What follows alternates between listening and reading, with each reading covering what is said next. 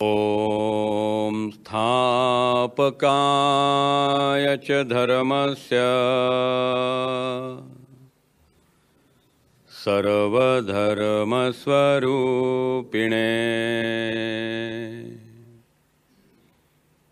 अवतारवरिष्ठाय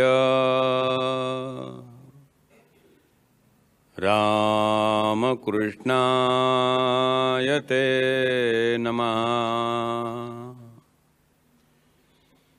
जननीं शारदां देवी रामकृष्णं जगद्गुरुं पादपद्मे तयो श्रित्वा प्रणमामि मुहुर्मुहुः। नमः श्री यतिराजाय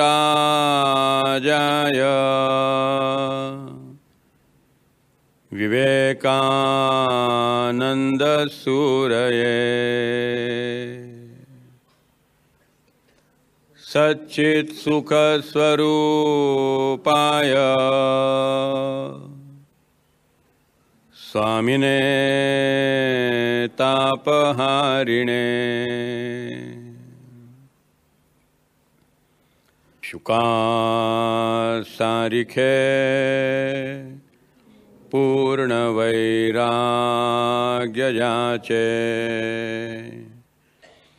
वसिष्ठापरि ज्ञानयोगेश्वराचे कविवाल्मीका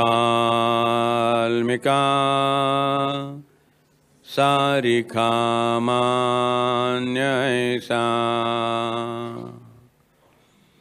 नमस्कार माझा सद्गुरु रामदासा। जय जय रघुवीर समर्थ सब संतन की जय। अधिक 2 प्रश्न बघू। विज्ञानामध्ये असे पुरावे आहेत की हिमालयात ध्यानाला बसलं तर हायपोथर्मिया होऊ शकतो व हॅल्युसिनेशन्स होतात। ज्या साक्षात्कार, देवाचे दर्शन याबद्दल आपण प्रवचनात उल्लेख आला आहे ते भास नसून खरे आहेत हे ओळखायचे कसे? यासाठीच जीवनामध्ये सद्गुरू आहेत। भगवान रामकृष्णांसारखे सद्गुरू भेटल्यानंतर मग त्या साधकाला तो खरंच ज्ञान झाल्याचा आविष्कार आहे का भ्रम आहे ते सद्गुरू बरोबर सांगू शकतात। धर्म ही अफूची गोळी आहे अशी जी टीका धर्मावरती झाली याचं कारणही हेच आहे की अशा भ्रमामध्ये आपल्याला ज्ञान झालं, आपण फार मोठे आहोत, आपण पोचलेलो आहोत, अशा भ्रमात राहणारेसुद्धा खूप माणसं आहेत। त्यामुळे त्यांच्या आयुष्याचं नुकसानसुद्धा झालेलं आहे।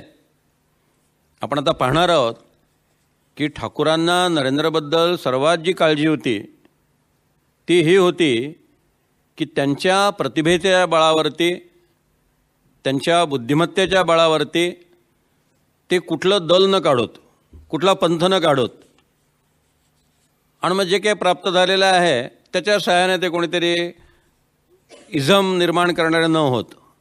असे खूप होतं ना।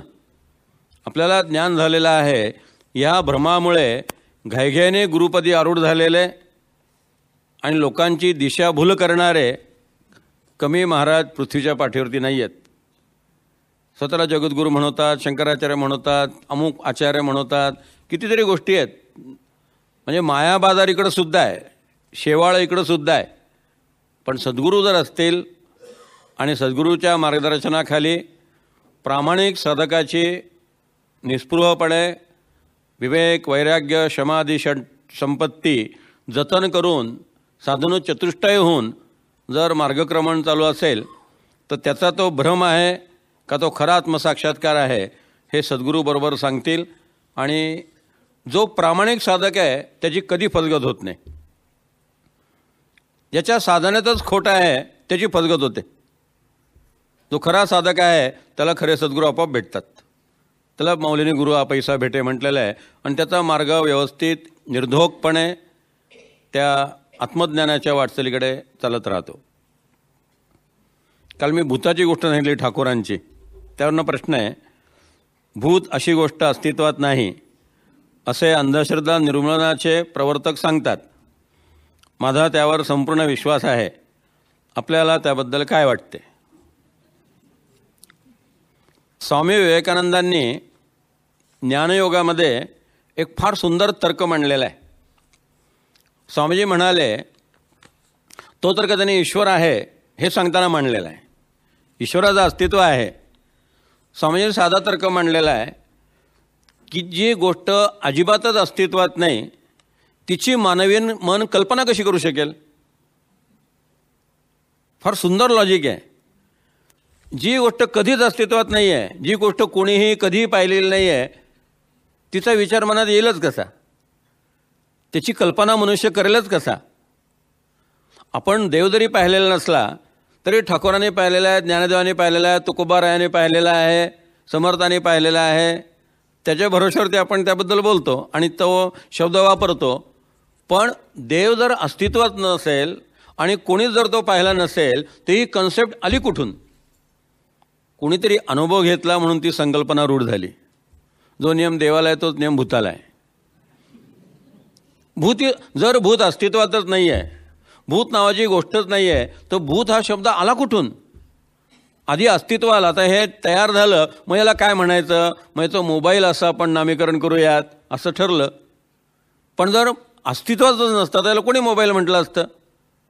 मग त्याच्या हँडसेट, महासेट, तो सेट हे सगळं अस्तित्वात आल्यामुळे त्याचं नामकरण झालेलं आहे. अस्तित्वच नसतं तर नामकरण झालं असतं कुठून? कोणालाही कल्पना सुचली असती? कशी कल्पना आली असती? म्हणजे जे अस्तित्वात आहे त्याचीच कल्पना मनुष्य करू शकतो. ते भूत अस्तित्वात असल्याची त्याची कल्पना येईल कशी? मला 2 माणसाशी माहिती आहेत. गेली 35 वर्ष मी सार्वजनिक जीवनात आहे. हजारो माणसांना भेटलो आहे. भूताबद्दल मी खूप लोकांशी बोललेलो आहे. 2 माणसांनी असं सांगितलं आहे की आम्ही स्वतः भूत पाहिलेलं आहे आणि आम्ही भूताशी संभाषण केलेलं आहे. अशी 2 माणसं एवढ्या 35 वर्षाच्या सार्वजनिक जीवनातल्या आयुष्यात मला भेटलेली आहेत. त्यामुळे माझी अशी श्रद्धा आहे की भूत असलं पाहिजे.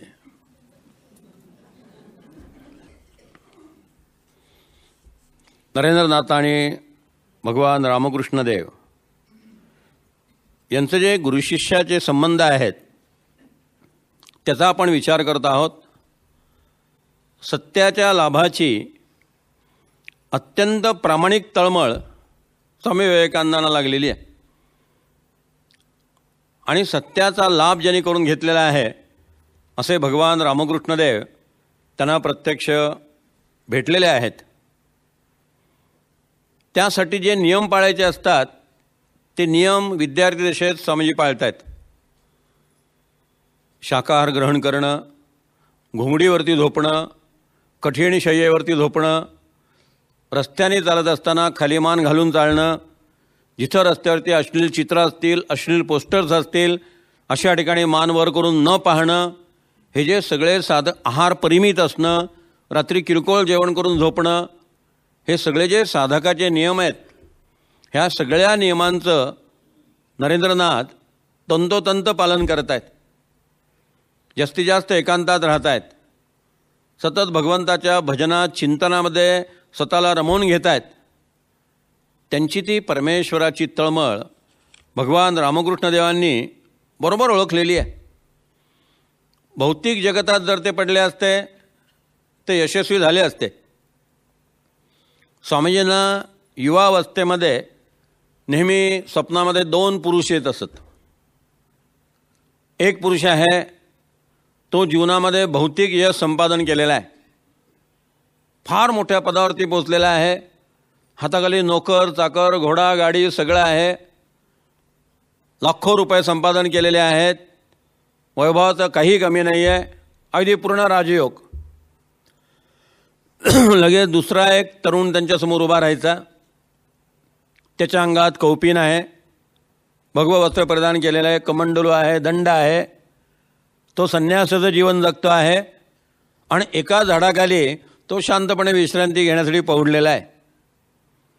एकीकडे सगळी सुखं पायाशी लोळण घेत आहेत आणि दुसऱ्या ठिकाणी भगवान बुद्धाप्रमाणे जीवनातल्या सगळ्या सुखांचा आणि सगळ्या अनुकूलतेचा, वैभवाचा क्षणात त्याग केलेला आहे. आणि मग स्वामीजींचं मन सांगायचं की तू जर भौतिक जगतात शिरलास तर असा वैभवशाली होशील, आध्यात्मिक जगतात शिरलास असा प्रामाणिक संन्यासी होशील. आणि मग स्वामीजी म्हणायचे, त्यांचं मन निर्णय घ्यायचं की माझ्या जीवनाचा आदर्श भौतिक यश संपादन करणं हा नाही, मला अध्यात्मामध्ये यश संपादन करायचं आहे. संन्यास हा माझ्या जीवनाचा आदर्श आहे, मला साधूचं जीवन जगायचं आहे. कामिनी आणि कांचन यांच्यापासून मला पूर्णपणे अलिप्त राहायचं आहे. आणि त्यासाठी आपण काल पाहिलं की तासनतास ते ध्यानाची साधना करत असत. आणि ह्या साधनेमुळे अंतःकरणामध्ये ईश्वराच्या दर्शनाची ओढ लागलेली आहे. त्या काळात अनेक कीर्तनकारांना, अनेक प्रवचनकारांना त्यांनी प्रश्न विचारला, तुम्ही परमेश्वर पाहिलात? तासनतास ध्यानधारणा करणाऱ्या अनेक ऋषीमुनींना त्यांनी प्रश्न विचारला, तुम्हाला परमेश्वराचं दर्शन झालं आहे? त्यांचा हा लाडका प्रश्न ठाकूरांना विचारण्याचा योगच पहिल्यांदा आला नाही. आपण पाहिलं, सुरेंद्रनाथ मित्रांकडे पहिल्यांदा गाण्यासाठी म्हणून ते आले. त्या दिवशी ठाकूरांचा परिचय होण्याचा, फार त्यांच्याबद्दल आकर्षण वाटण्याचा प्रश्नच निर्माण झाला नाही. ठाकूरांनी त्यांना त्यावेळेस हेरलेलं आहे आणि दक्षिणेश्वरी बोलावलेलं आहे. पण जेव्हा प्राचार्य हेस्टिंगकडनं ठाकूरांचं नाव ऐकलं तेव्हा ते ठाकूरांना भेटायला दक्षिणेश्वरला गेले. पण पहिल्या भेटीच्या वेळेला त्यांच्याबरोबर सुरेंद्रनाथ मित्र होते, त्यांचे काका डॉक्टर रामचंद्र दत्त होते, त्यांचे 3 मित्र होते. आणि त्या भेटीमध्ये ठाकूरांनी त्यांना हात धरून जे आत नेलं आणि प्रसाद खाऊ घातला, हात जोडून प्रभू तुम्ही परमेश्वराचंच रूप आहात वगैरे म्हटलं. त्यामुळे यांच्या डोक्यावर काहीतरी परिणाम झालेला आहे, हे ठार वेडे झालेले आहेत अशी धारणा झाल्यामुळे हा प्रश्न विचारण्याचा प्रश्नच आला नाही. पण त्या रात्री एक नरेंद्रनाथांचा ठाम निर्णय झाला की ठाकूर जरी वेडे झाले असले तरी ते महात्यागी आहेत आणि महापवित्र आहेत. स्पंदनं एकमेकाला जाणवतात. स्वामीजींना त्या दिवशी जाणवलं की ठाकूर पूर्णपणे कामगंध शून्य आहेत, पूर्ण निर्वासन आहेत आणि पूर्ण त्याग त्यांनी भगवंताच्या प्राप्तीसाठी केलेला आहे. मग खूप साधना केल्यामुळे असं झालं असेल अशी त्याची समजूत. दुसऱ्या भेटीच्या वेळेला प्रश्न विचारण्याचाच प्रश्न नाही आला, कारण ते बसले असताना पहिल्याच भेटीत जो स्पर्श ठाकूरांनी केला त्या स्पर्शाने त्यांचं पूर्ण रूपांतरण झालं. अशा प्रकारे काहीतरी अद्भुत अनुभूती आपल्याला येईल आणि केवळ स्पर्शाने एखादा मनुष्य आपल्या जीवनाचा असा चिंदामेंदा करू शकेल, नरेंद्रनाथांनी कल्पनासुद्धा केली नव्हती. ते त्या गूढ अनुभवाचा शोध लावत होते. आता अंधश्रद्धा निर्मूलनाचा विषय झाला. आता ही जी गोष्ट आहे, ठाकूरांनी स्पर्श केला आणि त्यामुळे नरेंद्रनाथांचं जीवन बदललं, असे काही प्रसंग आहेत. आजही आपण काही प्रसंग पाहणार आहोत. हे आता कशी सिद्ध होतील? तुम्ही जर हे सगळे अंधश्रद्धा निर्मूलनवाल्यांना सांगितलं तर ते म्हणतील हे सगळे खोटे, आंधळी श्रद्धा आहे. पण स्वतः स्वामीजी किती डोळ्यात तेल घालून रामकृष्णांना पारखतायत. ह्या स्पर्शानंतर एक गोष्ट त्यांच्या लक्षात आली की हा मनुष्य फार मोठी आध्यात्मिक शक्ती संचित केलेला आहे, फार यांनी तपस्साधना केलेली आहे आणि ना काहीतरी प्राप्ती झालेली आहे. बरं, ह्या सगळ्या स्पर्शानंतर पुन्हा ठाकूर सगळ्या लोकांमध्ये जेव्हा मिसळतात तेव्हा अगदी नैसर्गिक वागणं, एकदम नॉर्मल. तेव्हाही नरेंद्रशी बोलताना खूप वर्षापासून नरेंद्रचा परिचय आहे अशा पद्धतीने त्याच्याशी गप्पा मारतात, विनोद करतात, चेष्टा करतात, पूर्ण सामान्य माणसासारखं वागणं. त्या रात्री पुन्हा तो बेचैन झाला की काय हा प्रकार आहे, असं कसं घडू शकतं. एवढा आपला स्वतःच्या मनावरती विश्वास आहे, बुद्धीवरती विश्वास आहे, संयम आहे, आणि आपली अशी अवस्था त्या माणसाने का करून टाकली. या पराभवाचं फार मोठं शल्य त्याच्या मनामध्ये होतं. रात्रभर बेचैन होता. दिवसभर तो तिथंच थांबला होता. आणि त्यावेळेस जेव्हा तो निघाला संध्याकाळी, तेव्हा रामकृष्णाने पुन्हा त्याचा हात धरला. पुन्हा येशील ना, लवकर ये, नक्की सांग मला. ज्यावेळेस नैराजोस्तवने मनापासून म्हटले की मी नक्की येईन. पहिल्यांदा यायला महिना घेतला. आता नरेंद्रालाच ओढ लागलेली आहे की ठाकूरांना पुन्हा भेटावं. त्याच्या लक्षात आलं की तो अद्वितीय पुरुष आहे, त्यांचं पुन्हा दर्शन घेतलं पाहिजे. 5-7 दिवस गेले असतील, तो लगेच पुन्हा त्यांना भेटायसाठी म्हणून एकटा दक्षिणेश्वरला आला.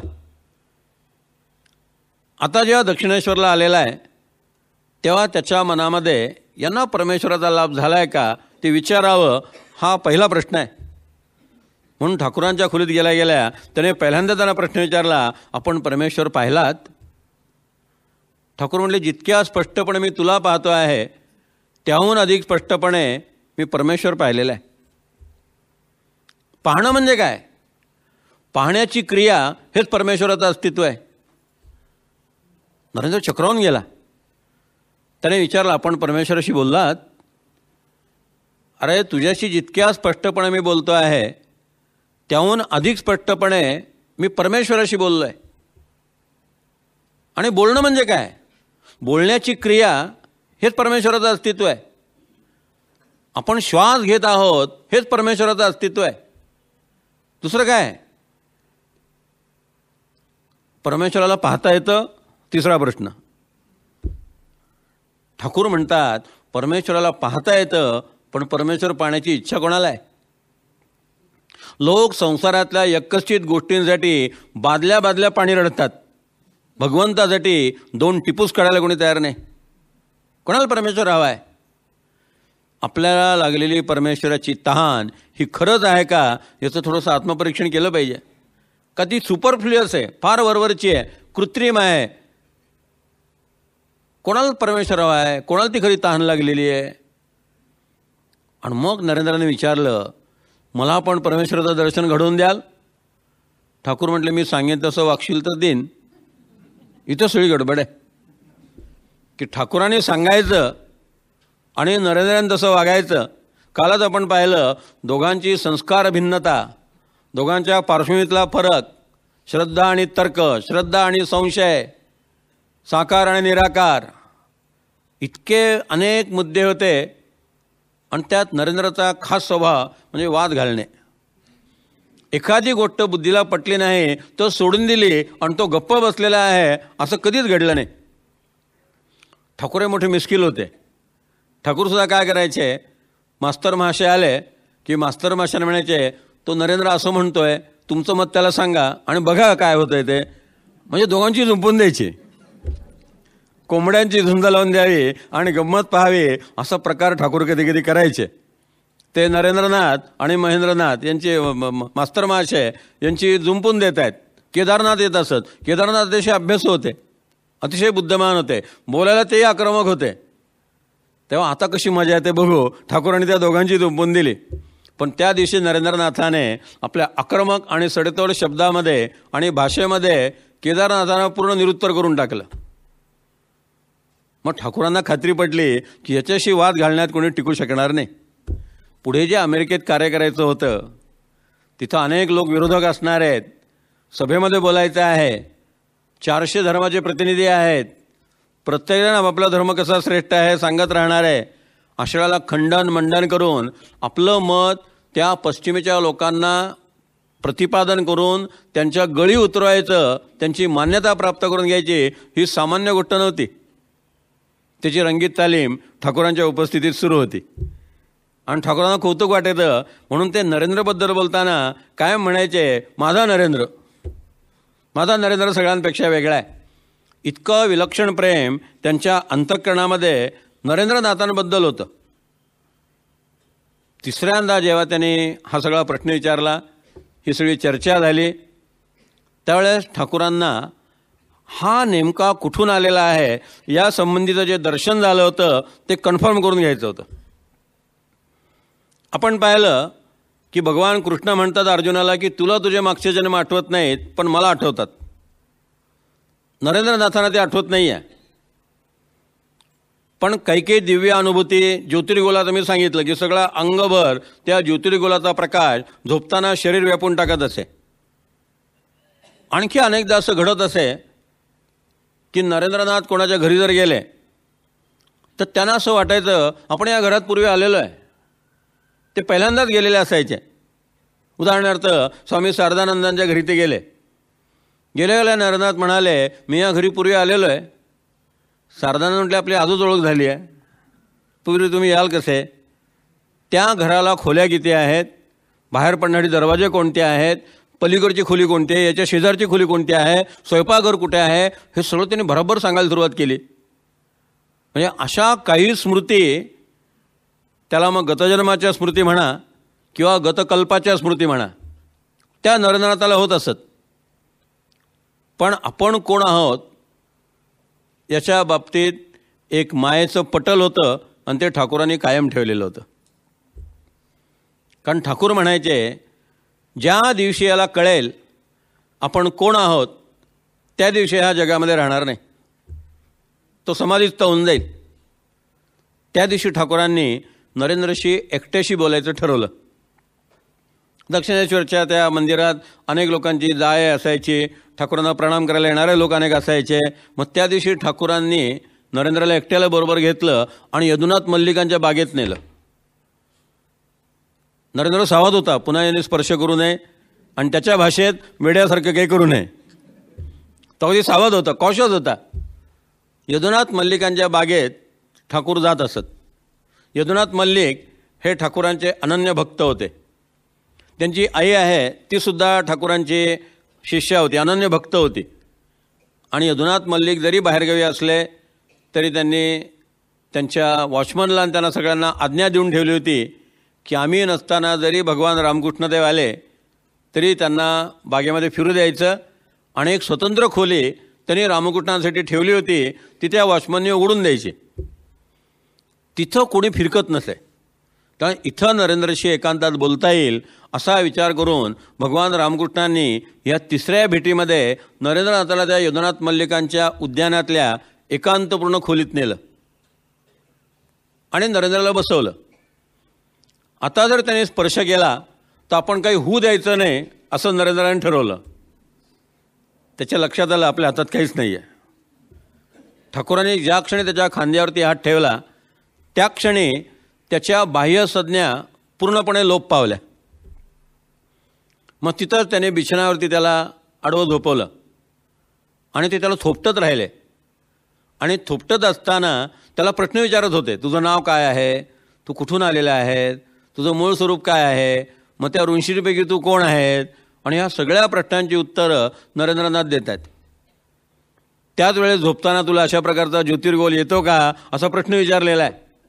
वेगळे प्रश्न विचारलेले आहेत आणि कन्फर्म करून घेतलं आहे की आपल्याला नरेंद्रला पाहिल्या हा त्या परमेश्वराचा अवतार आहे, जगाच्या कल्याणासाठी जन्माला आलेला आहे असं जे आपल्याला वाटतं तो आपला भ्रम नाही आहे हे कन्फर्म करून घेतलं. आत्ता त्याने जो प्रश्न विचारला की ज्ञान झालं आहे, भ्रम तर असणार नाही ना, सायकोलॉजिकल तर असणार नाही ना, ठाकूराने ते पक्क करून घेतलं. अलीकडे आपण नार्को चाचणी म्हणतो आणि त्या नार्को चाचणीमध्ये मनुष्य ते रसायन त्याला दिल्यानंतर उत्तरं देत राहतो आणि सगळी खरी उत्तरं सांगतो. त्याच्या स्मृतीमध्ये ते सत्य दडलेलं असतं. नरेंद्रनाथांनी आपल्या पूर्वजन्मीच्या आणि बाकीच्या सगळ्या घटना ज्या आहेत त्या ठाकूरांना त्यावेळेस त्या अवस्थेत सांगितल्या.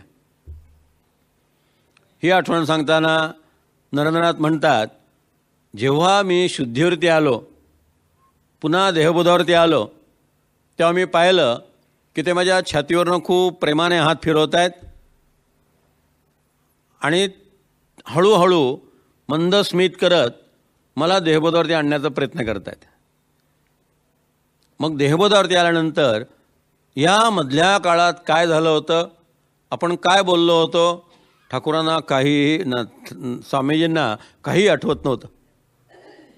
पण अशा प्रकारे नरेंद्रनाथ नेमका कोण आहे हे त्याच्या तोंडूनच त्याने वदवून घेतलं. ठाकूरांना एकदा ध्यानात अशी अनुभूती आली होती की मन अत्यंत सूक्ष्म झालं.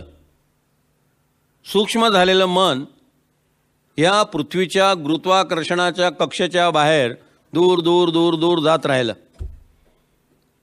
पुढे असं घडलं की एका विशिष्ट रेषेने हे खंडांचं राज्य आणि अखंडांचं राज्य असे सरळ सरळ दोन भाग पाडले गेलेले होते. मग त्या अखंडांच्या राज्यामध्ये जे ऋषीमुनी होते त्यांचं शरीर ज्योतिर्मय होतं, हाडामासांचं नव्हतं. असे ज्योतिर्मय शरीर असलेले ऋषी ज्या अखंडांच्या राज्यात राहतात तिथं ध्यानामध्ये ठाकूरांचं मन सूक्ष्म सूक्ष्म होऊन तिथे गेलं. मग पाहिलं त्यांनी एका गुहेमध्ये 7 ऋषी ध्यानाला बसलेले आहेत. 3 या बाजूला, 3 ह्या बाजूला आणि मध्यभागी एक ऋषी बसलेले आहेत. ते ध्यानामध्ये बसले असताना एक ज्योतिर्गोल आला. त्यांनी शिशिरूप धारण केलं, पण पुन्हा शिशिरूप म्हणजे ज्योतिर्गोलच. त्याच्यात रक्त मांस अशा प्रकारची कुठलं भौतिक शरीराचा भाग नाही, प्रकाशस्वरूप वायुस्वरूप. आणि त्यांनी त्या ऋषींच्या जवळ जाऊन त्या ऋषींना प्रेमाने आलिंगन दिलं. हे ऋषी समाधी अवस्थेमध्ये होते. त्या स्पर्शाने, त्या आलिंगनाने त्यांनी आपले डोळे उघडले आणि हा शिशु म्हणाला, मी पुढे जातो आहे, तुम्हाला पाठीमागनं यावं लागेल. ठाकूर सांगतात, ध्यानात पाहिलं की त्या मध्यभागी बसलेल्या ऋषीने अशा प्रकारे मंदस्मित केलं की हो मी येईन. प्रत्यक्ष येईन न म्हणता येणार आहे हे मंदस्मित करून सांगितलं. तो जो शिशु होता ते भगवान रामकृष्ण देव, आणि मध्यभागी तो जो ऋषी बसला होता की तुमच्या पाठोपाठ मी येतो असं सांगणारा तो ऋषी म्हणजे नरेंद्रनाथ. म्हणून ठाकूर म्हणत असत की नरेंद्रला पाहिलं आणि पाहिल्या लक्षात आलं की ध्यानामध्ये ते जे ऋषी दिसले की मी येतोय म्हणून म्हटले तोच नरेंद्रनाथ आहे. अरविंदांचं चरित्र लिहिताना त्यांच्या चरित्रकाराने वर्णन केलेलं आहे, वाट चुकलेला देवदूत. सिस्टर ख्रिस्तींनी विवेकानंद वर्णन करताना म्हटलेलं आहे, ते या जगात राहत होते पण ते या जगाचे नव्हते. ते कुठल्या तरी वेगळ्या लोकातनं ह्या पृथ्वीतलावरती आले होते. तर या पृथ्वीतलावरल्या माणसांचे स्वार्थ, त्यांचे अहंकार, त्यांचे द्वेष, त्यांचे राग, त्यांचे विकार यातल्या कुठल्याही गोष्टीचा यांना स्पर्श झालेला नव्हता. पण केवळ तुमच्या आमच्या उद्धारासाठी ते या पृथ्वीतलावरती आले होते. सिस्टर ख्रिस्तीने म्हटलेलं आहे, धन्य तो देश जिथं स्वामी विवेकानंद जन्माला आले. धन्य ते बोटावर मोजण्या इतके भाग्यवान लोक ज्यांना त्यांचा सहवास लाभला. म्हणजे स्वामीजींसारखी माणसं जी असतात ती तुमच्या आमच्यासारखी सामान्य नरतोनं धारण केलेली असत नाहीत. आता पुन्हा अंधश्रद्धेचा प्रश्न आला की नाही. असं आपल्याला मान्य करावं लागेल की एवढी प्रसिद्धी मिळाल्यानंतर, एवढा पैसा मिळाल्यानंतर, अमेरिकेत एवढ्या तरुण स्त्रियांच्या सहवासात राहत असताना स्वामी विवेकानंदांचं मन जे पूर्ण अस्पर्शी राहिलेलं आहे आणि कुठल्याही मोहाच्या ते अधीन झाले नाहीत, हे त्यांच्यातलं ईश्वरत्व आहे. हे सामान्य माणसाचं कामच नाही आहे. पुढे आपण पाहणार आहोत त्यांच्या अमेरिकेतल्या कार्याच्या किती वैराग्य होतं, कसला विवेक होता, कसला संयम होता, हे आपण सगळं पाहणार आहोत. पण स्वामी विवेकानंदांना अशा पद्धतीनं रामकृष्णदेवांनी जाणलं आणि त्यामुळे इकडल्या कुठल्याही मोहाला ते बळी पडणार नाहीत याची ठाकूरांना पूर्णपणे कल्पना होती. म्हणून त्या स्पर्शानंतर ठाकूरांना आपल्याला झालेला दृष्टांत, आपली झालेली धारणा यामध्ये कुठलाही दोष नाही आहे, काल्पनिकता नाही आहे, हे लक्षात आलं. आता नरेंद्रनाथांना मात्र या सगळ्या गोष्टीनंतर सद्गुरू हे तत्त्व मान्य व्हायला लागलं. आजपर्यंत तो ब्राह्मण समाजामध्ये जात होता, निराकाराचं ध्यान करत होता आणि हे सगळं करत असल्यामुळे सद्गुरू हे तत्त्व त्याला मान्य नव्हतं की आपणच आपले गुरु आहोत, आपली बुद्धी आहे, आपलं मन आहे, आपल्याला ज्ञान होऊ शकतं. ठाकूरांच्या ह्या स्पर्शामुळे 3 स्पर्श लागोपाठ झाले आणि या स्पर्शामुळे त्याच्या लक्षात आलं की अशा प्रकारे आपण ह्या सत्पुरुषाच्या सहवासात जर राहिलं तर त्याच्या नुसत्या स्पर्शाने माणसाला आत्मज्ञान होऊ शकेल. इथं सद्गुरू नावाची सत्ता जी आहे ती कशी आवश्यक आहे हे त्याला पटलं. पण आणखी एक महत्त्वाचा मुद्दा लक्षात घ्या. झटकन रामकृष्णांना शरण जाऊन त्यांच्या आहारी जायला तो तयार नव्हता. एक लक्षात आलं की अद्भुत महात्मा आहे, दिव्य पुरुष आहे, खूप प्राप्त करून घेतलेलं आहे, पूर्ण त्यागी आहेत. पण त्यांच्या भजनी लागावं, त्यांचा उदोदो करावा, लगेच त्यांचं शिष्यत्व घ्यावं. इथं विवेकानंद हा आजच्या तरुणांनी आदर्श डोळ्यासमोर ठेवला पाहिजे. झटकन कुठल्या तरी बुवाच्या नादी लागतात, गुरुचाच प्रचार करत बसतात, गुरुचाच तो माजवत राहतात, गुरुबद्दलच्या कुठल्या कुठल्या काल्पनिक कथा प्रसिद्ध करत राहतात. आमच्याकडून कसं ज्ञान प्राप्त करून घेतलं, कशी साधना केली, देव त्यांच्याशी कसा बोलतो, सगळा भ्रमाचा बाजार असतो. पण चांगली चांगली शिकलेली मुलं अशा कुठल्या तरी महाराजांच्या आहारी गेलेली असतात आणि त्यांच्या आहारी जाऊन ते स्वतःच्या आयुष्याचं नुकसान करत असलेलं अगदी जवळनं पाहायला मिळतं. पण काही सांगायची सोय नसते. पण विवेकानंदांचं हे वैशिष्ट्य लक्षात घ्या की रामकृष्ण एवढं प्रेम करतायत. जेवढे लोक त्यांच्याकडे आतापर्यंत आलेले होते, अनेकांनी त्यांचं शिष्यत्व पत्करलेलं होतं.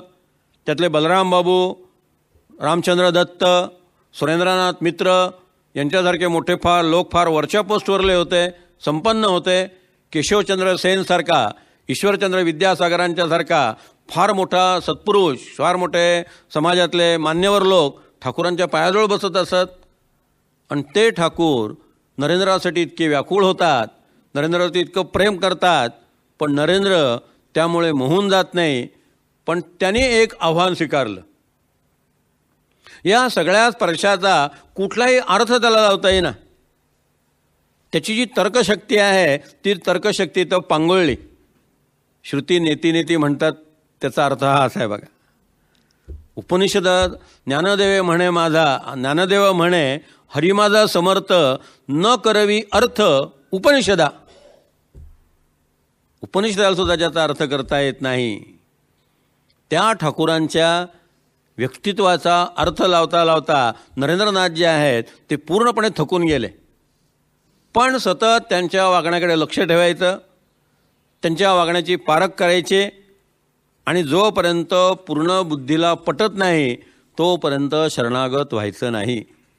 केवढा निर्धार असेल कल्पना करा, केवढी मानसिक शक्ती असेल, केवढा मोठा आध्यात्मिक अधिकार असेल. कुठल्याही गोष्टीने ते हुरळून गेलेले नाही आहेत, कशाच्याही अधीन झालेले नाही आहेत. आणि अशा पद्धतीनं ते ठाकूरांना वेगवेगळ्या पद्धतीने तपासत राहतात. एक लक्षात आलं की यांच्यामध्ये अद्वितीय दैवी शक्ती आहे.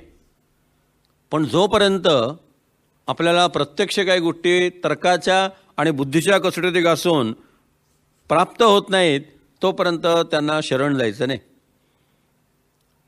त्यांनी संकल्प सोडला की ठाकूरांना समजावून घेतल्याशिवाय मी गप्प बसणार नाही. काय नेमकी ही शक्ती आहे, काय हे त्या शक्तीचं स्वरूप आहे, हे सगळं समजावून घ्यायचं. इकडं ठाकूरांना त्याची काही आवश्यकताच नाही आहे.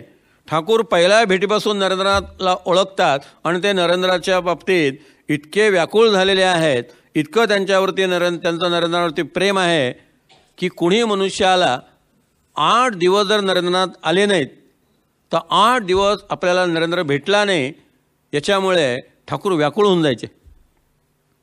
रामदयाल म्हणून एक सिमोल्या मोहल्ल्यातले भागातले भक्त आलते. तुम्ही नरेंद्रला भेटलात का, त्याला सांगा, तो बरेच दिवसात तिथं आला नाही, त्याला यायला सांगा ना. तशी रामदयाल तिथं मुक्कामाला होते. रात्री 2ला ठाकूर उठले आणि रात्री 2ला उठून त्यांनी ते रामदयाल झोपले होते त्यांच्या अंथरुणापाशी आले, त्यांना हलवलं आणि उठवलं. तुम्ही ते नरेंद्राला सांगाल ना, विसरणार नाही ना, त्याला सांगा पंच्या पिळल्यासारखं माझं शरीर व्याकुळ होत आहे, मी त्याची वाट पाहतोय. गुरु शिष्यांचं असं अद्भुत प्रेम आणि गुरु शिष्यांचं असं अद्भुत आकर्षण आपल्याला कुठेही पाहायला मिळणार नाही. वैकुंठनाथ नावाचे भक्त येत असत, त्यांना म्हणायचे तुम्ही नरेंद्राला सांगाल ना, तो बरेच दिवस आला नाही, त्याला एकदा यायला सांगा. अनेकदा ठाकूर म्हणत असत की मी त्याच्यासाठी एवढा व्याकुळ होतो आहे, पण किती कठोर आहे बघा, 8 दिवस मला भेटायला तयार नाही. त्यांच्या दृष्टीनं 8 दिवस न भेटणं हा विरह सहन होत नव्हता. ठाकूरांच्याकडनं व्याकुळता होती, नरेंद्रनाथांकडनं परीक्षा चालली होती. हे खरंच तसे आहेत का? म्हणून मध्ये सांगितलं की ठाकूरांना पैशाचा स्पर्श सहन होत नाही. हे जेव्हा नरेंद्रनाथांना कळलं, झटकन विश्वास ठेवला नाही. त्याला वाटलं हे लोक गुरुचं महत्त्व वाढवतात, त्यातला हा प्रकार आहे. स्वतः परीक्षा करीन. आणि ठाकूर चटेवर निजले असताना त्यांनी चांदीच्या रुपयाचं एक नाणं घेतलं आणि ते ठाकूरांच्या दंडाला लावलं. आणि ठाकूरांच्या दंडाला त्या नाण्याचा स्पर्श होतात त्याने तो विजेचा शॉक बसल्यासारखं झालं. तेव्हा नरेंद्र म्हटला, आता खात्री पटली. म्हटले ठाकूरही रागवले नाहीत. ते म्हटले बरोबर आहे, गुरुला दिवसाही तपासावं आणि रात्री पण तपासावं, गुरुजी पारख घेत राहावं. स्वतः विवेकानंदांनी हा प्रसंग जोसेफाइन मॅक्लिओडना सांगितला. आणि जोसेफाइन मॅक्लिओडनी स्वामीजींच्या ज्या आठवणी लिहून ठेवलेल्या आहेत त्यामध्ये ही आठवण लिहिली की गुरुला सुद्धा शरणागत होत असताना तपासत राहिलेले आहेत, परीक्षा घेत राहिलेले आहेत. त्यांच्या ज्या वेगवेगळ्या अवस्था आहेत त्या अवस्थांचा अभ्यास करतायत. आपण त्यांच्या प्रेमाला पात्र झालेलो आहोत एवढ्या एका गोष्टीवरती ते कधी तृप्त झाले नाहीत. मात्र इथून पुढे नरेंद्र आठवड्यातनं 2दा तरी दक्षिणेश्वरला जायला लागले. त्यांना आता ठाकूरांबद्दल एक प्रकारची आत्मीयता निर्माण झाली. अशा गमतीशीर प्रसंग आहे. ठाकूरांनी नरेंद्रची एकदा परीक्षा घेतली. नरेंद्र आला, ठाकूर सगळ्यांशी बोलले, नरेंद्रशी एक शब्द बोलले नाहीत. 3-4 तास तो बसला होता, पण काही बोलणं झालं नाही. ठाकूरांनी त्याची दखलच घेतली नाही. Total negligence. नरेंद्र म्हटला मी जातो. हो ठीक आहे जा म्हटलं. नरेंद्र निघून गेला. 4 दिवसांनी नरेंद्र पुन्हा हजर. तोच प्रकार. इतकी उपेक्षा, एक शब्द बोलले नाहीत. पुन्हा 5-7 तास तो थांबला आणि म्हटलं मी आता येतो. ते ठाकूर म्हटले ठीक आहे. सगळ्यांशी बोलायचे. आलेल्या सगळ्या सोम्या माणसाची गप्पा मारत बसायचे. नरेंद्रशी एक शब्द नाही. असं 3 वेळा झालं. 3 वेळेला नरेंद्रनाथ आला, तिथं थांबला आणि निघून गेला. 4थ्यांदा जेव्हा नरेंद्र आला त्या ठाकूरांना चैन पडली नाही. ते नरेंद्रला घेऊन बाजूला गेले आणि म्हणाले खरं तुला राग नाही आला का? म्हटले कसला? म्हटलं तू 3दा आला आणि मी तुझ्याशी एकही शब्द बोललो नाही. नरेंद्र म्हटला मी तुमच्याशी बोलायला कुठं येतो, तुम्हाला पाहायला येतो. म्हटलं तुम्हाला पाहिलं नाही तर चैन पडत नाही म्हणून मी येतो. आणि न कळत नरेंद्राने सुद्धा मी तुमच्या प्रेमात पडलेलो आहे याची पावती ठाकूरांजवळ दिली. मग सारखे ते येत राहिले. आणखी एक गोष्ट लक्षात घेतली पाहिजे. नरेंद्राचं दक्षिणेश्वरला वारंवार येणं हे विश्वनाथ दत्त आणि भुवनेश्वरी देवी यांना पसंत नव्हतं.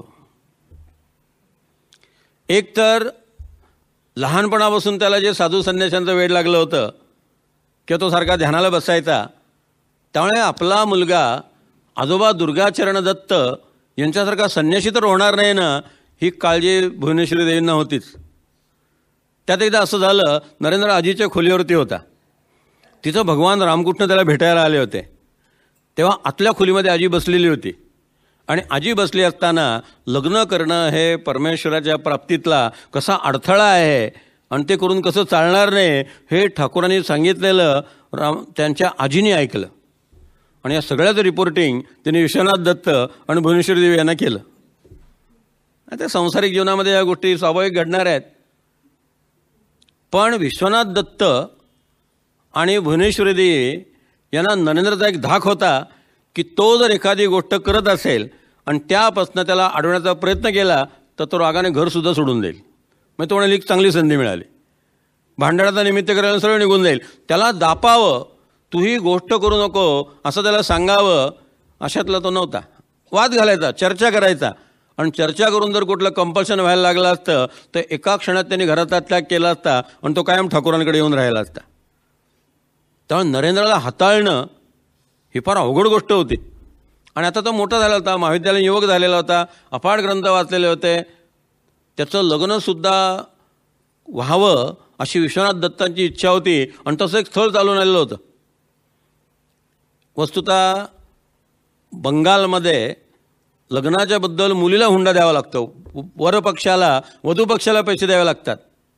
पण नरेंद्रसारखा मुलगा, विश्वनाथ दत्तांसारखं घराणं, एका मुलीच्या वडिलांनी कबूल केलं होतं की मी तुम्हाला 10,000 रुपये देईन, तुम्ही माझी मुलगी सून करून घ्या. आणि वडिलांनी नरेंद्राला विचारलं.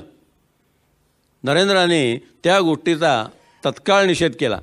त्यांनी सांगितलं की BA झाल्याशिवाय मला लग्न करायचं नाही, तुम्ही या भानगडीत पडू नका आणि मी BA होईपर्यंत हा विषय पुन्हा काढू नका. नरेंद्रचा करारी स्वभाव माहिती असल्यामुळे विश्वनाथ दत्तांनी हा विषय पुढे लावून धरला नाही किंवा पुढे वाढवला नाही. आणि नेमका तो BA झाला आणि विश्वनाथ दत्तांचा मृत्यू झाला, त्यामुळे तो विषय पुन्हा मागे पडला. पण नरेंद्रनाथ सारखे ठाकुरांकडे जात आहेत हे काय घरातल्या लोकांना माहिती नव्हतं, अशातला भाग नाही. कारण ते नुसते जात नसत, अनेकदा 2-2 दिवस दक्षिणेश्वरला मुक्काम असायचा. 2-2, 4-4 दिवस ते ठाकुरांकडे राहायचे. मग तिकडंच त्यांची जेवणं व्हायची, ठाकुरांबरोबरच सातत राहायचे. काय काय रूपांतरणं झाली असतील, काय काय उपदेश त्यांना केला गेला असेल, किती गोष्टी त्या दोघांमध्ये गुह्यतम अशा बोलल्या गेल्या असतील की ज्या बाकी कोणालाही माहिती नाही आहेत. त्यांचं रूपांतरण कशा पद्धतीने केलं गेलं असेल. नरेंद्र सांगतात, त्या ठाकुरांकडे जात होतो ते दिवस जे आहेत ते मोठे आनंदाचे आणि सुखाचे दिवस होते. कारण सगळ्या आध्यात्मिक संकल्पना ज्या आहेत त्या संकल्पना त्या काळामध्ये त्यांच्या स्पष्ट होत गेल्या. आणि ठाकुरांना याची पूर्ण कल्पना होती की त्यांना जे कार्य करायचं आहे त्या कार्याचं नरेंद्रनाथ हे एक इन्स्ट्रुमेंट आहे, याच्याद्वारे आपल्याला ते काम करायचं आहे.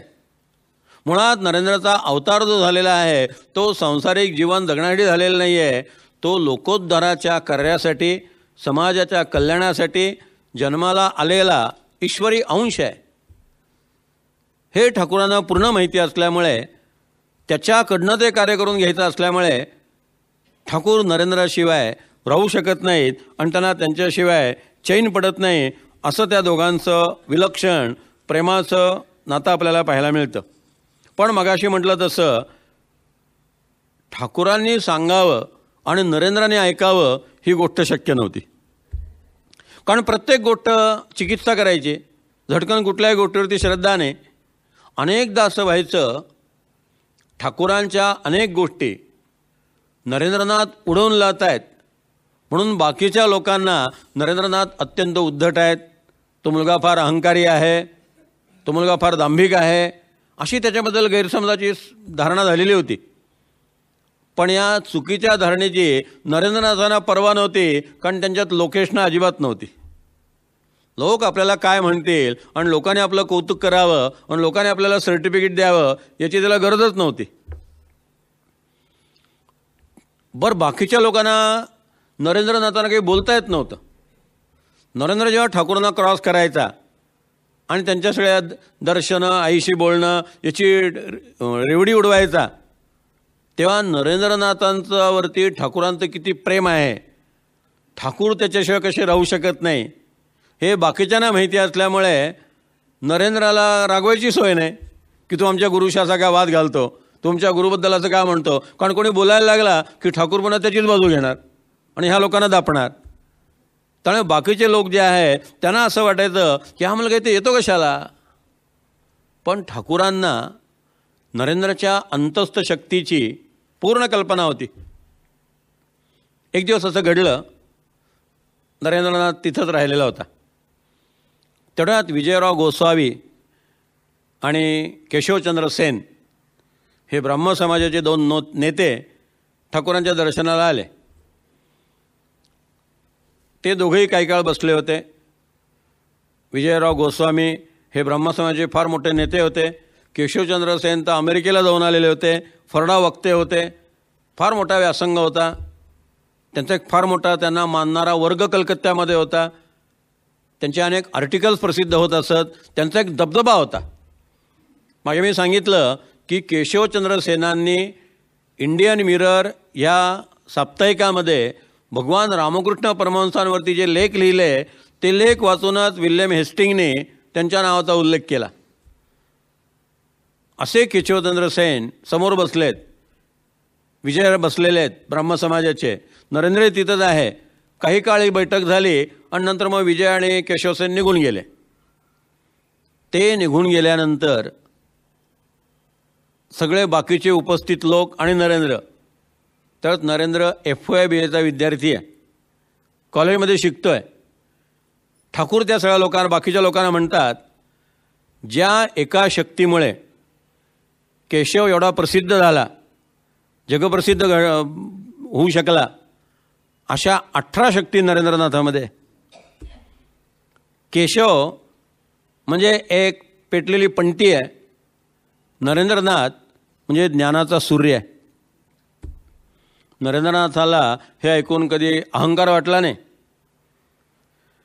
ठाकूर फक्त नरेंद्राची तोंडावर स्तुती करत असत, कारण त्यांना माहिती होतं की हा स्तुतीने कधी फुगणार नाही, साधकाची सहसा स्तुती करू नये असा संकेत आहे. त्या स्तुतीमुळे साधकाला अहंकार वाढण्याची शक्यता असते, आपण कोणीतरी आहोत असं वाटण्याची शक्यता असते. नरेंद्रनाथाची स्तुती मात्र ठाकूर तोंडावर करत असत, कारण त्यांना माहिती होतं की याला ती बाधा होणार नाही. मग नरेंद्रनाथाला हे सगळं बोलल्यानंतर नरेंद्रनाथ त्या सगळ्या लोकांकडे ठाकूरांना म्हणतो, हे तुम्ही इथं बोलत आहात म्हणून ठीक आहे, बाहेर जर लोकांजवळ तुम्ही असं बोललात तर लोक तुम्हाला वेडं म्हणतील. कसं शक्य आहे? कुठे केशवचंद्र सेन, कुठे मी सामान्य विद्यार्थी? ठाकूरांच्या वाक्यातला आत्मविश्वास लक्षात घ्या की नरेंद्र तसा आहे, नरेंद्र मोठा आहे, पण नरेंद्र ते मान्य करत नाही. ते म्हणतात तुम्हाला वेड लागलेलं आहे, तुम्ही असं काहीतरी वेडासारखं बोलू नका. लगेच ठाकूर आपले सुप्रीम कोर्टात गेले, कालीमाता आईच्या मंदिरात गेले आणि परत आले. जास आल्या, मी आईला विचारलं, आई म्हटली की ते सगळं बरोबर आहे, नरेंद्र तेवढा मोठा आहेच. नरेंद्रनाथ म्हणतो, विज्ञानाने आता सिद्ध केलं आहे की माणसाचे डोळे, कान, इंद्रिय त्याला धोका देऊ शकतात. बहुतेक तुम्हाला हे जे सगळं वाटते, आईने सांगितलं, आई म्हणाली, ते तुमच्या मनाचे चाळे आहेत. तो तुमच्या इंद्रियांना, त्यांची इंद्रिय तुम्हाला धोका देत आहेत, त्यापासून सावध राहिलेलं बरं. इतक्या परखडपणे नरेंद्रनाथ त्यांच्याशी चर्चा करत असे आणि त्यांना बोलत असे. पण ठाकूरांच्या एक लक्षात आलं की नरेंद्रनाथ अजूनही ब्रह्मसमाजामध्ये जातोय, त्याला ब्रह्मसमाजातनं बाहेर काढलं पाहिजे. आई मानायचं नाही, मूर्तीपूजा मानायचं नाही, या सगळ्याच्या पाठीमागचा मूळ स्रोत कोणता आहे? ब्रह्मसमाज आहे. तो ब्राह्मसमाजात जात असल्यामुळे साकार अजिबातच मानत नाही. कसे ठाकूर पक्के आहेत आणि कशी त्यांनी युक्ती केलेली आहे. बरं, नरेंद्राच्या बाबतीत असं आहे, तू ब्राह्मसमाजात जाऊ नको किंवा जाऊ नको असं सांगितलं, का जाऊ नको? मग यांना ब्राह्मसमाजाचा द्वेष आहे काय? हेही त्यामध्ये पडलेले आहेत काय? मग याने असं कसं सांगावं? त्याच्या तर्कापुढे कोणाचं काही चालत नव्हतं. म्हणून ठाकूरांनी सांगायचं आणि ऐकायचं ही गोष्ट इतकी साधी नव्हती. ठाकूरांचं म्हणणं होतं, सगळीकडे तो परमात्मा नटलेला आहे, अद्वैत बोध. आणि नरेंद्र म्हणायचा, सगळीकडे परमात्मा नटलेला आहे असं म्हणण्या इतकी आचरट गोष्ट दुसरी कुठली नाही. कसं शक्य आहे? पिंतो परमात्मा आहे, टेबल परमात्मा आहे, माणूस परमात्मा आहे, परमात्मा फक्त एकमेवाद्वितीय आहे, सगळीकडे तो असू शकत नाही. अष्टावक्र संहिता त्याने नरेंद्रनाथाला वाचायला दिली की अष्टावक्र संहिता वाच. आता जनकांचे जे गुरु अष्टावक्र, त्यांनी जनकाला केलेला उपदेश स्वतः जनक विधेयत, म्हणजे शिष्यच काय तोडीत आहे बघा, आणि गुरु तेवून महान. ती अष्टावक्र संहिता अद्वैत बोधाची आहे. सर्वम खल्विदम ब्रह्म, सगळीकडे परमात्मा नटलेला आहे, ब्रह्म नटलेला आहे असा संदेश देणारी आहे. नरेंद्रने ते पुस्तक वाचलं. ठाकूरांनी विचारलं, कसं वाटलं?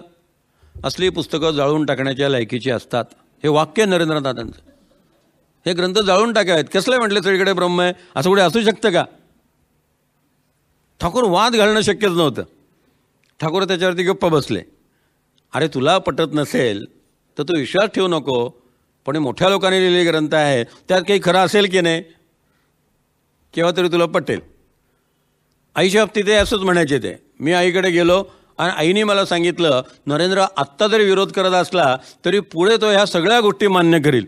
आणि तसं झालेलं आहे. पुढे नरेंद्रनाथांनी या सगळ्या गोष्टी मान्य केलेल्या आहेत. पण नरेंद्रला या ब्राह्मण समाजापासून जर दूर केलं तर त्याचा तो साकाराबद्दलचा जो एक गरज आहे, साकाराबद्दलचा जो एक अभिनिवेश आहे, तो आपोआप नाहीसा होईल. म्हणून स्वतः ठाकूरांनी एक युक्ती केलेली आहे. हे ब्राह्मण समाजाचे लोक किती क्षुद्र मनाचे आहेत, किती द्वेषी आहेत, किती अहंकारी आहेत, याचं दर्शन हे नरेंद्रनाथाला घडणं आवश्यक होतं. शिवनाथ आचार्य वेदीवर बसून व्याख्यान देत आहेत, प्रवचन करत आहेत. रविवारचा दिवस आहे. ठाकूरांकडे नरेंद्रनाथ बऱ्याच दिवसात आलेला नाही आहे. तेव्हा ठाकूरांनी विचार केला, आपणच नरेंद्रला भेटायला ब्राह्मण समाजामध्ये जावं. आणि ब्राह्मण समाजामध्ये ते आले. या ब्राह्मण समाजाच्या लोकांना ठाकूरांबद्दल कमालीचा द्वेष होता. एकतर ब्राह्मण समाजात जाणारे अनेक लोक पूर्वी निराकाराचे उपासक होते, पण ठाकूरांच्या संपर्कात आल्यानंतर ते मूर्ती मानायला लागले, ते साकार मानायला लागले. अलीकडच्या व्यावहारिक भाषेत सांगायचं म्हणजे ब्राह्मण समाजाचं बरंच गिराहिक ठाकूरांनी फोडलं होतं, आपल्याकडे आकर्षित करून घेतलं होतं. आणि त्यामुळे त्यांची दुकानदारी जरा कमी झालेली होती. तर हा मनुष्य आपल्यातला अडथळा आहे. आपल्या विचारधारेच्या विरुद्ध हा मनुष्य आहे. आणि आपल्यातले चांगले चांगले लोक याच्या भजनी लागलेले आहेत. आणि ते आता ब्राह्मण समाजात येईनाशे झालेले आहेत. नरेंद्र ठाकूरांकडे जातो हे ब्राह्मण समाजाच्या लोकांना माहिती होतं. पण मगाशी म्हटलं तसं त्यांच्याकडे जाऊ नको हे सांगायची सोय नाही. सांगितलं असतं नरेंद्राने ब्राह्मण समाजातच जायचं बंद केलं असतं. तुम्ही असले कसले क्षुद्र मनाचे आहात असं तुम्ही मला सांगू शकता. कुठे जायचं मी ठरवेन. आत्मनिष्ठा, आत्मसन्मान हा त्याच्या स्वभावाचा अगदी व्यवच्छेदक गुण होता. त्यामुळे ब्राह्मण समाजवाले मुख गिळून गप्प होते. एक दिवस ठाकूर सदाच तिथं आले. कलकत्त्यामध्ये 4-4:30च्या पुढे अंधार पडायला सुरुवात होते. 5ला आचार्यांचं प्रवचन सुरू झालं. ज्या सभागृहामध्ये प्रवचन होतं तिथं अंधार पडलेला होता म्हणून दिवे लावलेले होते. दिवे म्हणजे इलेक्ट्रिकचे दिवे नव्हते, याचे दिवे लावलेले होते तेलवातीचे. आणि त्या मंद प्रकाशामध्ये आचार्य बोलत होते आणि सगळेजण ऐकत होते. तेवढाच ठाकूर एकदम आले. त्यातल्या काही लोकांनी ठाकूरांना पूर्वी पाहिलेलं होतं. ते ठाकूरांना ओळखत असत. त्या त्यांनी पाहिलं की ठाकूर आलेले आहेत. ठाकूरांच्या भावावस्थेबद्दल या सगळ्या लोकांना माहिती होतं. आचार्य शिवनाथ प्रभू ब्रह्माचं विवेचन करत होते. ब्रह्मासंबंधीची 2 वाक्य ऐकली आणि ठाकूरांची भावसमाधी लागली. ठाकूर एकदम भावसमाधीत उभेच तसे राहिले निश्चळ. ठाकूरांची ती अवस्था पाहिल्यानंतर जे श्रोते होते त्यातल्या ज्या लोकांनी ठाकूरांना कधी पाहिलं नव्हतं ते बाकावर चढले. काही लोक उभे राहिले आणि ते ठाकूरांकडे पाहायला लागले. त्यामुळे प्रवचनाकडे लोकांचं लक्ष सगळं विचलित झालं. वस्तुतः ठाकूरांसारखा थोर महात्मा आल्यानंतर आचार्य शिवनाथ प्रभूंनी त्यांचं स्वागत करायला पाहिजे होतं. त्यांना तिथे आसनावर बसवायला पाहिजे होतं. हे सगळं बाजूला राहिलं. शिवनाथ प्रभूंनी सगळ्या लोकांना आदेश दिला की दिवे बंद करा, प्रवचन संपलेलं आहे. आणि ते मागच्या दाराने निघून गेले आणि बरोबर दिवे मालवले गेले. त्या अंधारामध्ये ठाकूर धरणीवर कोसळतील की काय अशा प्रकारची भीती निर्माण झाली. नरेंद्र एकदम उठला आणि त्याने ठाकूरांच्या भोवताली संरक्षण कवच केलं आणि मोठ्या मुश्किलीनं त्यांची समाधी अवस्था उत्तरेपर्यंत तिथं थांबला. आणि जसे ते पुन्हा देहबोधावरती आले त्यांना व्यवस्थित बाहेर काढलं, टांग्यात बसवलं. स्वतः नरेंद्रनाथ टांग्यात बसला आणि त्यांना व्यवस्थित दक्षिणेश्वरला नेऊन पोहोचवलं. विचारलं नरेंद्रनाथांनी, तुम्ही कशासाठी आला तिथे? तुम्हाला माहिती नाही हे लोक तुमचा द्वेष करतात. ठाकूर म्हणतात, अरे बरेच दिवसात तू आला नाही, तुला बघितलं नव्हतं, इथं तर तू पाहायला मिळशील म्हणून मी आलो म्हटले. नरेंद्रनाथ पुढे सांगत असत की आपल्यामुळे त्या दिवशी ठाकूरांचा अपमान झाला आणि ठाकूरांच्यावरती अशा प्रकारचा प्रसंग आला. या गोष्टीनं त्याच्या मनाला इतका आघात झाला की त्याने ब्राह्मण समाजात जायचं बंद केलं. कशा पद्धतीने ठाकूरांनी हा प्रसंग घडवून आणला. आणि या घटनेनंतर मग ठाकूरांच्या या अपमानामुळे आणि जे लोक एवढं वेदीवर बसून ब्रह्माचं बोलत राहतात एवढ्या मोठमोठ्या गप्पा मारतात, ते लोक किती कोत्या मनाचे आहेत याचं दर्शन घडल्यानंतर नरेंद्रनाथ पुन्हा ब्रह्मसमाजात कधीही गेला नाही. तुम्ही ब्रह्मसमाजात काय येत नाही असं कोणाची विचारायची त्यांना हिंमत झाली नसावी. पण एकंदरीत त्यामुळे त्याचा ब्रह्मसमाज जो आहे तो पूर्णपणे तुटला. नरेंद्रावरती रामकृष्णाचं इतकं प्रेम होतं. आपण पाहत आहोत नरेंद्राला सगळे नियम माफ होते. आहार विहाराबद्दल ठाकूर फार चोखंदळ होते. ठाकूर ज्या सतरंजीवरती बसत असत, मोठी सतरंजी असायचे, त्यावर ते बसलेले असायचे आणि इतरही काही भक्त त्या सतरंजीवरती येऊन बसत असत. पण ज्यांनी शाकाहार केलेला आहे त्यांनीच फक्त सतरंजीवर बसायचं. जो मांसाहारी आहे त्यांनी ठाकूरां ज्या सतरंजीवर बसलेत त्या सतरंजीवर बसायचं नाही. खूप ठाकूरांचे नियम कडक होते. नरेंद्राला सगळ्या सवलती होत्या. एक दिवस नरेंद्र असा दूर जमिनीवर बसला. त्या ठाकूर म्हटल्यावर तू इतक्या लांब का बसलास, इथं येऊन बस जवळ. नाही म्हटले, आज मी थोडंसं खाऊन आलेलो आहे, भक्षण केलेलं आहे. ठाकूर म्हणायचे नरेंद्रने काहीही खाल्लं तरी त्याला काहीही त्रास होणार नाही, तो ध्यानसिद्ध आहे, या सगळ्या नियमांच्या पलीकडेच आहे, त्याला कुठलंही बंधन नाही. आहार विहाराबद्दल जे स्वातंत्र्य नरेंद्रनाथांना होतं ते बाकी कोणाला नव्हतं. बाकीच्या सगळ्या शिष्यांनी काय खावं, किती खावं या सगळ्याचा हिशोब ठरलेला होता. राखालांनी 6 पोळ्या खायच्या. 6 पोळ्या म्हणजे ते बंगाली फुलके. शशी महाराजांनी 4 फुलके खायचे. प्रेमानंद महाराजांनी 4 फुलके खायचे. कुणी किती खायचं, गोड कोणी खायचं नाही, पक्वानं कोणी खायचं नाही, इतके बारीक सारीक आहाराचे नियम ठाकूरांनी आपल्या सगळ्या शिष्यांकडनं पालन करून घेतले. नरेंद्र ह्या सगळ्यांना अपवाद होता. केकळ मारवाडी लोक बदाम, काजू, किसमिस, संदेश असं काही आणून देत असत, ड्रायफ्रूट्स आणि मिठाई. ठाकूर म्हणायचे ही मिठाई फक्त नरेंद्रला पचू शकेल, बाकी कोणाला बसणार नाही. कारण नरेंद्र कधीही कशाच्याही आहारी जाणार नाही आणि कुठल्याही गोष्टीमुळे त्याची जी ध्यानाची सिद्ध अवस्था आहे त्यात तो विचलित होणार नाही याची ठाकूरांना पूर्ण खात्री होती. एवढं नरेंद्राबद्दल त्यांच्या अंतःकरणामध्ये विलक्षण प्रेम होतं. पृथ्वीच्या पाठीवरती गुरु शिष्यांचे जे वेगवेगळे संबंध आहेत त्या वेगवेगळ्या संबंधात नरेंद्र आणि ठाकूर यांचं जे प्रेम आहे याचं उदाहरण आपल्याला कुठेही पाहायला मिळणार नाही. त्यामुळे नरेंद्र एक्सेप्शनल होता आणि त्याला सगळ्यांपेक्षा वेगळी आणि स्पेशल अशा प्रकारची ट्रीटमेंट होती. त्याला कुठल्याही प्रकारचं बंधनं नव्हती. इतकं ठाकूरांचं या नरेंद्राबद्दल प्रेम होतं आणि त्याच्याबद्दल त्यांच्या अंतःकरणामध्ये आत्मीयता होती. पण नरेंद्रनाथ जसं कालीमातेला मानत नव्हता तसं अद्वैत बोधही मानत नव्हता. उद्या आपण पाहणार आहोत की नरेंद्र कालीमातेच्या मंदिरात जाण्यास प्रवृत्त झाला. त्याला कालीमातेचं दर्शन झालं. तो एक त्याच्यामधला विलक्षण बदल. आणि अद्वैत बोध न मानणाऱ्या, सगळीकडे परमात्मा नटलेला आहे असं मान्य नसलेल्या नरेंद्रनाथांना ठाकूरांनी चौथ्यांदा स्पर्श केला आणि त्या स्पर्शाद्वारे त्याला सगळीकडे परमात्मा दिसायला लागला, सगळीकडे परब्रह्म दिसायला लागलं.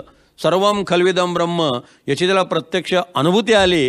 हे सगळे प्रसंग नरेंद्रनाथांच्या घरामध्ये झालेला विलक्षण प्रसंग, वडिलांच्या मृत्यूनंतर वाटायला आलेलं दारिद्र्य, हा सगळा भावपूर्ण भाग उद्याच्या प्रवचनात संध्याकाळी 6 वाजता आपण बघू. मोठ्या प्रेमाने माझे विचार ऐकलेत. सगळ्यांना धन्यवाद. सगळ्यांच्या हृदयाचा परमेश्वराला मनपूर्वक प्रणाम. जय जय रघुवीर समर्थ.